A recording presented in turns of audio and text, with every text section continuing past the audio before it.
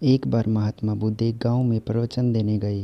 वहां एक महिला ने उनसे कहा कि आप तो एक राजकुमार की तरह दिखाई देते हैं, तो आपने इतनी युवा अवस्था में संन्यास क्यों लिया। महात्मा बुद्ध ने उस महिला से कहा कि मैंने 3 प्रश्नों का उत्तर खोजने के लिए संन्यास लिया है। अभी हमारा शरीर युवा अवस्था में है, लेकिन यह वृद्ध होगा और फिर मृत्यु को प्राप्त होगा। मुझे वृद्धावस्था, बीमारी और मृत्यु के कारण का ज्ञान प्राप्त करना है। महात्मा बुद्ध की यह बातें सुनकर वह महिला बहुत प्रभावित हुई और उसने महात्मा बुद्ध को अपने निवास स्थान पर भोजन के लिए आमंत्रित किया। जैसे ही ये बात गांव वालों को पता चली तो गांव वालों ने उनसे कहा कि आप उस महिला के निवास पर ना जाएं, क्योंकि वह महिला चरित्रहीन है। महात्मा बुद्ध ने उस गांव के मुखिया से पूछा कि क्या गांव वाले सच कह रहे हैं। गांव के मुखिया ने भी गांव वालों की बात का समर्थन किया।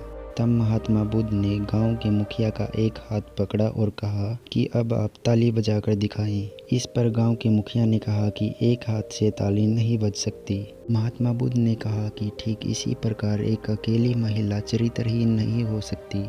अगर इस गांव के सभी पुरुष चरित्रवान होते तो वह महिला चरित्रहीन नहीं होती। महात्मा बुद्ध की यह बातें सुनकर गांव के सभी पुरुषों के सिर शर्म से झुक गए। महात्मा बुद्ध की इस कहानी से हमें यह सीख मिलती है कि हमें दूसरों को चरित्रहीन कहने से पहले अपने अंदर भी झांक लेना चाहिए।